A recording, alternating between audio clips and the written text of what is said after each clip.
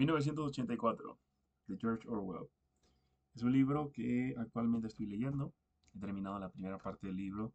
Estoy muy contento con ello y pues a partir pues de este video voy a estar haciendo análisis en los cuales hablaré acerca de la perspectiva de lo que estoy leyendo, por qué lo considero de esa manera y también pues de igual forma pues iré analizando, ¿no?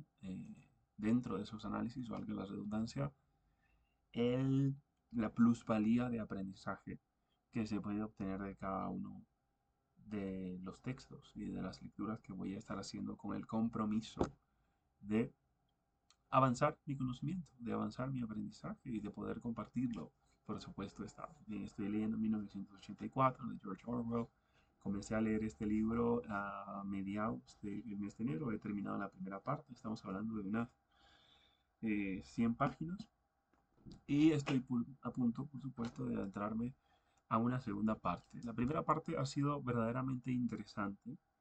Es un escenario muy bien descrito por Orwell, en donde se nos muestra una utopía descarriada, básicamente.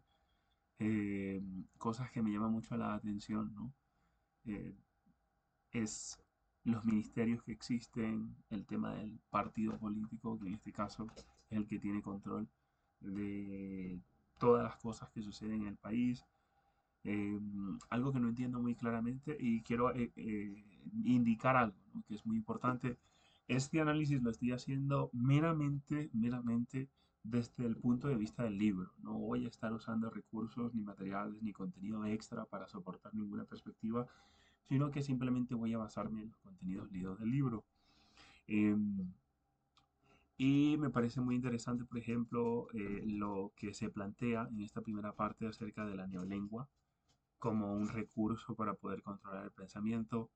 Me parece muy interesante los crímenes de pensamiento, la policía del pensamiento, las telepantallas, y vamos a ir descubriendo poco a poco a lo que vaya avanzando este video, eh, qué pienso yo de cada una de estas cosas y cómo se asimila a mucho de lo que tenemos actualmente, ¿no? La telepantalla, por ejemplo, muy bien podría hacer esto, podría hacer esto. En estos días pues, estoy buscando algo en mi teléfono con el propósito de comprar, ¿no? O con la intención de comprar. Y ahora me veo abordado totalmente de esas cosas o de promociones para algo como eso en básicamente todas mis redes sociales, la televisión y en cualquier lugar de la web en la que entro. Entonces, la telepantalla, pues, como un mecanismo de control por parte del partido, por parte del gobierno, como se muestra en la primera parte de este libro de 1984. Muy bien, pues el teléfono es un mecanismo de control, ahora no un control gubernamental, pero sí uno corporativo, ¿no? Y después eso también estaremos discutiendo próximamente. Entonces, ¿cómo empieza 1984? Pues 1984 se cuesta desde la perspectiva de un personaje llamado Winston, un hombre de 40 años, solitario, muy bien, que está dedicado totalmente a, a su trabajo, ¿no? Y a la vida que lleva. No tiene realmente amigos, aunque menciona pues que tiene como una persona que es su mejor amigo dentro de la historia. Winston, ¿qué pienso yo acerca de Winston? Winston me parece que es un poco triste, ¿no? Está en una edad, digamos, a los 40 años, eh, no puedo hablar mucho acerca de la edad, pero puedo intuir que es una edad en la cual pues él empieza a plantearse cuestionamientos respecto a lo que ha hecho de su vida y no solamente lo que ha hecho de su vida, sino a las cosas que ha creído a lo largo de su vida, ¿no? Ha sido una persona que hasta el contenido que se ha mostrado hasta ahora no demuestra haber tenido una vida diferente antes del partido, sino que siempre parece haber estado en esa situación, ¿no? De pertenecer al partido y trabajar para el partido. Winston trabaja, si no estoy mal, en el Ministerio de la Verdad, específicamente haciendo correcciones acerca de documentos históricos, ¿no? O de citas históricas, lo cual me parece muy interesante y por supuesto me gustaría pues conversar ese tema específicamente, ¿no? Entonces, Winston me parece un personaje soviético, ¿no? Del estilo soviético, del estilo europeo. Am, Cuando me imagino a Winston, me imagino un hombre alto, flaco, de cabello oscuro, con lentes, en una persona intelectualmente moderada, si se puede decir de esa manera. ¿A qué me refiero con esto? No, no que sea de grandes conocimientos, pero sí de una curiosidad muy amplia, ¿no? Es por eso pues que a partir de los relatos de las primeras páginas del libro, básicamente lo que vamos descubriendo es el proceso de pensamiento que Winston tiene y todos los cuestionamientos respecto a su vida, al partido y a la realidad en la que se ve inmerso, ¿no? Entonces me parece muy interesante este personaje. Me relaciono con el personaje de cierta manera, por supuesto, a pesar de, pues, de yo ser un caribeño y verlo a él como un europeo, como un soviético europeo. Pienso pues que me parece un personaje bastante interesante, sobre todo el tema de sus procesos mentales, ¿no? Algo que el libro presenta de excelente manera es cómo nosotros conocemos la realidad, la verdadera historia detrás de la cual Winston, vamos a decir bien ese nombre, tiene muchos cuestionamientos al respecto, ¿cierto? Vemos que Winston se pregunta, ¿no? Si la vida anterior a la revolución, si la vida anterior al partido era mejor o peor. Y es muy interesante verlo desde la perspectiva en la que el lector, en este caso mi persona, puede decirle, ¿no? O sea, en mi lectura yo puedo decirle, no, era mejor, pues. Hablamos pues de que Winston suele describir situaciones en las cuales hay razonamientos, suele describir cómo las personas básicamente no llevan zapatos o si los llevan con huecos. Describe un lugar inmundo, sucio, antiguo, feo. Entonces es muy fácil para nosotros en nuestra mente, alejada, por supuesto, de la mente del narrador de la historia, que en este caso es Winston, me cuesta decir el nombre, poder decir, pues, básicamente que no, que era mejor. Es decir, desde la mente del lector, es decir, desde nuestra mente, mi mente, es para mí la respuesta al cuestionamiento de Winston muy sencilla. Y es de sí, la vida anterior a la revolución que describe era muchísimo mejor a la vida que actualmente pues lleva Winston en sus relatos del libro 1984. Entonces, un personaje bastante interesante, y a lo largo de la primera parte del libro se va encontrando con diferentes personajes que pues muestran la realidad de una sociedad y una cultura subyugada al poder del gobierno, ¿no? Y al control del gobierno. Algo muy interesante que se muestra dentro de estos primeros relatos es el concepto de la telepantalla, ¿no? El concepto de la telepantalla como un instrumento de control. Si no estoy mal, la telepantalla puede escuchar, la telepantalla puede ver, y no solamente puede escuchar y ver, sino que también es un recurso por el cual el partido, que es básicamente lo que está, el organismo que está a cargo del gobierno de mm, de este territorio que se conoce como Oceanía, no solamente utiliza la telepantalla como un instrumento de control sobre los integrantes del gobierno, porque Winston pues es un trabajador público, sino también como un emisor de propaganda, ¿no? Entonces la telepantalla me parece muy interesante como instrumento tanto como para recibir información como para dar información propagandística, por supuesto, con respecto a el tema del partido, ¿no? Entonces, comparativas, asimilaciones con respecto a lo que estamos viviendo ahora, pues han pasado muchos años desde 1984, ahora estamos en el 2026. Algunos conceptos, como el de telepantalla, por ejemplo, me parecen que son una exageración con respecto a lo que tenemos ahora, pero sí son similares con otras comparaciones, digámoslo. A mí me parece pues que la tecnología se ha convertido, naturalmente por sus recursos y sus capacidades en un instrumento para obtener algo de las personas, ¿no? Y ¿a qué me refiero con esto? Corporativamente hablando, ¿no? Sabemos que existe lo que es publicidad en redes sociales, eh, estrategias de marketing, ¿no? En donde pues básicamente se busca que la persona que consume redes sociales, internet o cualquier espacio en donde pues se conecta tenga cierto tipo de control, básicamente, ¿no? Yo siempre bromeo y es una realidad.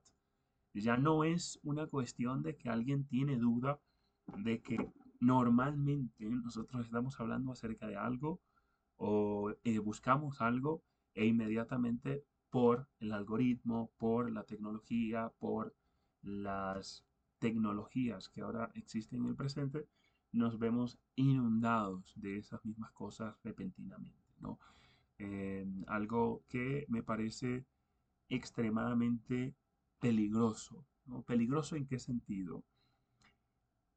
Cuando eh, y esto pasa mucho en las redes sociales, por ejemplo, y esto es un análisis aparte que surge a partir de del desarrollo de mi pensamiento con respecto a este tema, cuando nosotros nos vemos sumergidos simplemente en las cosas que nos interesan, nuestra vista de la amplitud de la realidad empieza a achicarse, básicamente. ¿A qué me refiero con esto? Pienso que si solamente estamos constantemente expuestos a cosas que nos agradan o que nos interesan, empezamos a perder perspectiva de las otras tendencias que existen, ¿no? A mí me parece que, por ejemplo, en un entorno político y social como el que se encuentra, digamos, los Estados Unidos, normalmente y actualmente, ¿no? En donde el país está claramente dividido en dos corrientes políticas, que es la de la derecha a la izquierda, republicana y demócrata, algo que ha permitido esta permeabilidad de tendencias es el hecho de que las personas constantemente están expuestas solo a las cosas que quieren escuchar y no están normalmente expuestas a aquellas cosas que pueden ser un poco desagradables para ellas, pero que tienen sentido, ¿no? Yo me doy cuenta porque aunque hablemos acerca de un caso en específico que recientemente sucedió en los Estados Unidos, en donde hubo un tiroteo, ¿verdad? En donde hubo un tiroteo en el que eh, murió una señora, ¿cierto? Una señora murió, un tiroteo en los Estados Unidos en una redada de ICE, de la Policía de Inmigración, y habían opiniones divididas, ¿no? Había la opinión de la derecha en donde decía que el tiroteo estaba justificado y había la opinión de la izquierda en donde decían que era básicamente un asesinato. A mi parecer, ¿no? Y esto lo saco a partir de las conclusiones de la exposición a ambas tendencias y también desde el razonamiento lógico que yo como persona poseo, me parece que pues bajo la ley y bajo las normativas de la cultura policial en los Estados Unidos, cualquier policía al encontrarse en el peligro pues tiene que accionar de alguna u otra manera para salvaguardar su integridad física y de salud, ¿no? Básicamente. Sin embargo, al ver el video, la señora cometió el error de arrancar, ¿no? Lo que primero tenía que haber sucedido es que la señora tenía que haber hecho caso para empezar por ahí. Pero cuando tú ves el video, tú puedes ver claramente, ¿no? Claramente que la señora no quería o no tenía la intención de ir recto hacia donde estaba el policía. Yo creo que ella quería irse y en el camino lo encontró, ¿no? Entonces, y como lo encontró en el camino, el policía simplemente tuvo que accionar para poder pues salvaguardar su integridad física y de salud. Creo que hay culpables en algunos artículos y también algunas personas republicanas estaban tachando a la persona de terrorista doméstica, lo cual me parece pues totalmente una exageración. Claramente se puede ver en el video que la señora cometió un error que tuvo que pagar con su vida, pero no creo bajo ninguna circunstancia de que haya sido su intención, ¿no? Atropellar o hacerle daño al policía. A mi parecer, si hay necedad, por supuesto, en la situación, si es una circunstancia en donde no tenía que haberse puesto, em, pero yo no veo culpables. Hay responsables. Yo creo que ambas personas fueron responsables, tanto el policía como la señora que pues lamentablemente perdió la vida, pero de ahí a tacharla como terrorista doméstica, de ahí a tachar también al policía como un héroe, me parece que son extremos a los cuales pues no estoy dispuesto a apelar, ¿no? Yo creo que el policía, bajo las circunstancias en las que se encontraba, tuvo que accionar de la manera en la que fue entrenado y la señora lamentablemente, bajo las circunstancias en las que se encontraba, no actuó de la manera más correcta. Pero de ahí a tacharlos como eh, que la mejor opción que tuvo el policía fue matarle, o de ahí a decir que la señora quería básicamente dañar al policía, me parece que pues son extremos verdaderamente extremos, ¿no? Básicamente. Es muy extremo decirlo de esa manera, ¿no? Entonces, eso en cuanto lo que quería mencionar con respecto a mi perspectiva en este caso, ¿no? La telepantalla, muy similar, yo creo que el teléfono se ha convertido actualmente en una telepantalla corporativa en la cual pues constantemente nos están diciendo, ¿no? Qué es lo que debemos tener, qué es lo que debemos comprar, cómo debemos hacerlo, de qué manera. Y no se vaya a malentender tampoco, los teléfonos son maravillosos, son herramientas geniales, pero por supuesto que se podría comparar ese esa vigilancia gubernamental con la básicamente vigilancia corporativa y económica que normalmente pues las personas tienen con respecto a estos temas, ¿no? Entonces, muy chévere esa parte. La telepantalla me parece un concepto genial, ¿no? Como concepto, no como realidad, ¿ok? La verdad es que si ese fuera el caso de la vida, de la cotidianidad, pues Dios mío, qué duro sería vivir, ¿no? Bajo el constante control gubernamental, que eh, según testimonios de algunos países, pues estoy claramente en lo cierto de que lo deben de sufrir. Yo imagino pues de que a lo mejor en Corea del Norte no existe telepantallas, pero existe un fuerte control gubernamental, ¿no? Sobre los ciudadanos y sobre la clase política. En Corea del Norte, perdón, en Corea del Norte. También creo que, por ejemplo, en China se aplica mucho lo que es el control y la vigilancia gubernamental, tanto en los ciudadanos como en la clase política. Entonces, no estamos totalmente fuera de la realidad con el tema de la telepantalla, se utiliza otros recursos, otros dispositivos, pero me parece que la comparativa con la vigilancia corporativa y comercial que actualmente existe en el mundo es bastante acertada en el concepto de la telepantalla, ¿no? Algo que me llamó mucho la atención con respecto a los lemas del INSOC. ¿Qué significa INSOC? Socialismo inglés, ¿no? O English Socialism. Es el lema, ¿no? Dice, la guerra es la paz, la libertad es la esclavitud, la ignorancia es la fuerza, ¿no? Me parece que cuando se quiere imponer sobre los hombres, sobre las mujeres libres, em, esclavitud o límites, lo primero que se tiene que hacer, por supuesto, y esto es algo que lo vamos a conversar ampliamente, es limitar, ¿no? Limitar su lenguaje o si no limitarlo, transgiversarlo, ¿no? ¿A qué me refiero con esto? La guerra es la paz, ¿no? Una contradicción. La guerra es la paz. La libertad es la esclavitud y la ignorancia es la fuerza. Entonces, estamos hablando de tres conceptos, la guerra, la libertad y la ignorancia. Bueno, perdón, la guerra, la libertad, sí, y la ignorancia, o la esclavitud y la ignorancia, en donde básicamente se convierten en conceptos positivos, ¿no? Entonces, pasan de ser conceptos negativos a ser conceptos positivos bajo esta ideología que determina pues que en la vida, ¿no? Se tiene que básicamente manejar de esta manera.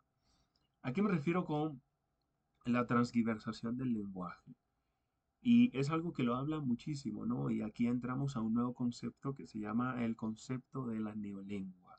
La neolengua convirtiéndose en un proyecto gubernamental dentro del partido para que en las subsiguientes décadas de existencia, ¿no? de el sistema político que se ha construido, se sumerja, se inyecte dentro de una sociedad una lengua limitada con el propósito, descrito en el libro claramente, de limitar el pensamiento. Yo creo que la verdadera libertad de la cual se habla en el libro, que diciendo que la libertad es la esclavitud, es la libertad de pensar. Es por eso que dentro del libro se menciona también a la policía del pensamiento, ¿no? Tener la capacidad de pensar más allá de lo que dicta el partido o dicta el gobierno va a ser siempre peligroso para la clase política, va a ser siempre peligroso para la clase que está encargada pues de dirigir el país, ¿no? Porque cuando la gente se dé cuenta de que lo que se dijo no es lo que se cumple, de que a lo mejor se pueden hacer las cosas de mejor manera, de que hay un camino, ¿no? Y ese camino normalmente es por medio del conocimiento, por medio de avanzar, por medio del trabajo, por medio del impulso de la cultura, de la educación, de la sociedad. Entonces, las clases políticas y las personas encargadas de gobierno empiezan a tener problemas para mantenerse en el poder, ¿no? Algo pues de lo cual no sé si sea muy positivo en realidad, pero algo que se puede destacar dentro del país de Ecuador, eh, y lo que sí me parece positivo, por supuesto, es que la gente es muy demandante o espera mucho, ¿no? Básicamente de las personas que están a cargo del gobierno. Y lo que no me parece tan positivo de eso mismo es que constantemente hay cambios, ¿no? Por lo menos en la última década han habido muchos cambios en el gobierno. Creo que pues Rafael Correa, si no estoy mal, salió en el año 2017, luego de eso estuvo Moreno, luego de eso estuvo otro presidente, luego de eso vino otro presidente que es el que actualmente está. Y pues yo puedo percibir de que pues la gente, la sociedad ecuatoriana tiene constantemente la necesidad de exigir mejoramiento para su país. Eso me parece positivo. Lo que no me parece tan positivo, por supuesto, es que no hay una continuidad de proyecto de gobierno que pueda entregar resultados. Eh, Aunque pues ha habido una continuidad en los últimos 2 años que tampoco ha entregado resultados. Así que esperemos a ver qué sucede con eso, ¿no? Sin embargo, pues continuando hablando de lenguaje y su limitación, yo creo que la verdadera esclavitud es esa, es limitar el lenguaje. ¿Por qué? Porque el lenguaje es la forma que las personas tienen para pensar, para trascender más allá de la realidad, ¿no? Los libros, por ejemplo, maravillosos libros, son una prueba de ello, ¿no? La palabra escrita, el lenguaje escrito ha trascendido la historia y por medio de esa trascendencia hemos llegado y hemos construido la sociedad universal que existe en estos momentos, por supuesto con sus errores, falencias que tienen que ser arregladas, pero eh, en una posición totalmente mejorada, ¿no? De lo que podía haber estado hace 100, 200, 300, 400, 500, 1000 años, básicamente. Entonces, es muy interesante este tema del lenguaje porque en el libro se muestra cómo el partido o estas personas encargadas del gobierno quieren limitar el lenguaje con el propósito de limitar el pensamiento, con el propósito, por supuesto, de que sean controlados de mejor manera, ¿no?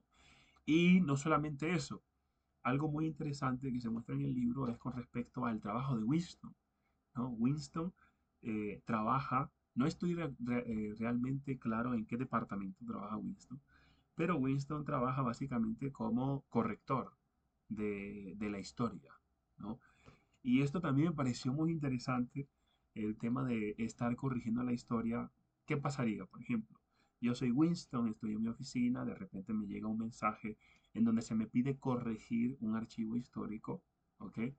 Para modificar, ¿no? Necesito modificar el archivo histórico con el propósito de que se ajuste a la realidad actual, ¿no? A los acontecimientos actuales. Normalmente serían predicciones, nombres, fechas, eh, lugares, personas.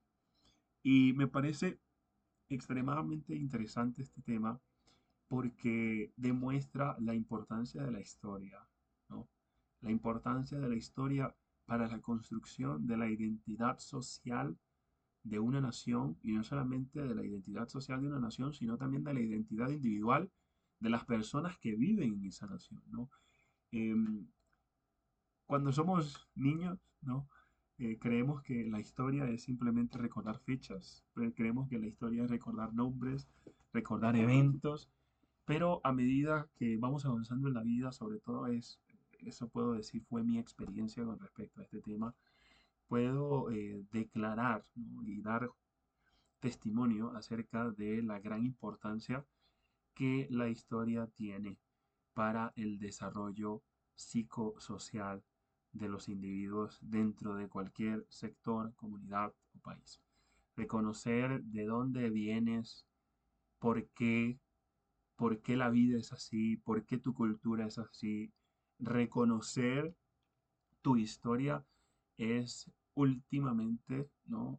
O últimamente, creo que se dice, es últimamente uno de los recursos más importantes para el desarrollo del bienestar emocional, físico y psicológico de cualquier individuo, de cualquier persona, ¿no? Que quiere, por supuesto, mejorarse y desarrollarse personalmente. Y sí me parece interesante cómo modificar la historia es también uno de los métodos de control gubernamental que existe dentro del libro, ¿no? O que se describe en los relatos de Winston en el libro de George Orwell. Entonces, eh, por supuesto, ya, si la historia es lo que el gobierno te dice que es, si el gobierno no se equivoca, si el gobierno ha hecho siempre las cosas correctas, según descrito en los libros de historia, modificados, eh, ¿cómo puede una persona enriquecer su pensamiento más allá de lo que es su realidad, ¿no? Los libros de historia y la historia del mundo y la historia de las sociedades y la historia de los lugares de donde vivimos cada uno de nosotros, es muy importante reconocerlas porque es a partir de allí en donde podemos no solamente dictar el presente de la sociedad, sino también proyectar un futuro, ¿no? Cuando tú conoces tus falencias, cuando tú conoces tus necesidades, esto por medio de reconocimiento no solamente de tu propia autoconciencia, sino también de las cosas que han sucedido en el pasado, eres capaz pues no solamente de establecerte en el presente, sino también de proyectarte en el futuro. Así que, eh, por supuesto, que un gobierno autoritario, por supuesto que un organismo de control que busca tenerte en esclavitud, quiere que, número uno, tú no conozcas tu historia, número dos, que las conozcas modificada, o número tres, de que no tengas historia en absoluto. No, la persona que no tiene historia no tiene un fundamento sobre el cual pararse cuando las circunstancias son difíciles y adversas. Entonces, por supuesto que George Orwell, eh, muy astutamente y de manera hermosa, eh, propuso este concepto de modificación de la historia como una herramienta de control de la sociedad, ¿no? Y de control de los individuos y del control del desarrollo del pensamiento más allá de la realidad mostrada.